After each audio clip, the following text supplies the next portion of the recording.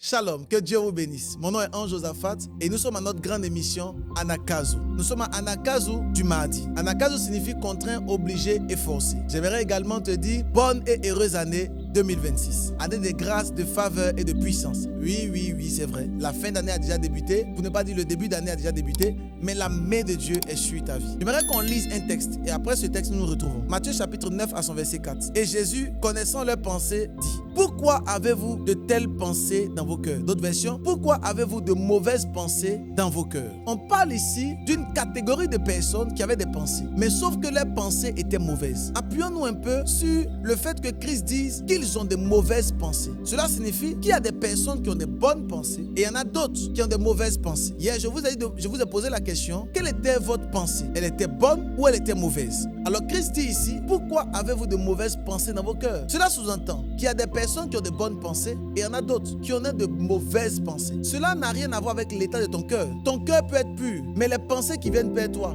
peuvent être impures. Encore plus, j'aimerais te dire que lorsqu'on parle de mauvaises pensées, on ne fait pas allusion à la négativité. Attention, lorsqu'on parle de mauvaises pensées, on ne fait pas ici allusion à une négativité. Elle peut être positive, la pensée, mais selon Dieu, elle peut être une mauvaise pensée. Une histoire ou encore un exemple: tu peux être quelqu'un qui aime manger de la viande et aujourd'hui tu as décidé de manger de la viande, mais l'Esprit de Dieu ne voulait pas que tu manges de la viande, il voulait plutôt que tu manges du poisson, pour la simple bonne raison que la viande allait créer un manque de digestion. Tu vois, tu as envie et ça peut être quelque chose de bénéfique, mais pour Dieu, ça peut être une mauvaise pensée. Tu peux voir ton frère et tu peux commencer à avoir une bonne pensée selon toi en lui disant: frère, j'aimerais que tu puisses te lancer dans le business de vente de voitures, sans savoir que selon Dieu, la pensée que tu viens d'avoir est une mauvaise pensée, parce que ce monsieur n'est pas appelé à être dans une vente de véhicules, mais plutôt être dans l'immobilier. Quelqu'un comprend un peu de quoi je parle? Lorsqu'on parle de mauvaise pensée, ne pensez pas à la négativité, mais pensez plutôt à la capacité de faire quelque chose qui est autre que la volonté de Dieu. Alors plusieurs personnes font des choses, mais sauf que les choses qu'ils font ne sont pas en adéquation avec Dieu. Alors Dieu estime que tu as de mauvaises pensées. Je prie pour toi, à ce Anakazu de ce mardi, que Dieu te donne de bonnes pensées selon sa volonté. Au nom de Jésus-Christ, dis Amen, abonne-toi, mets les cœurs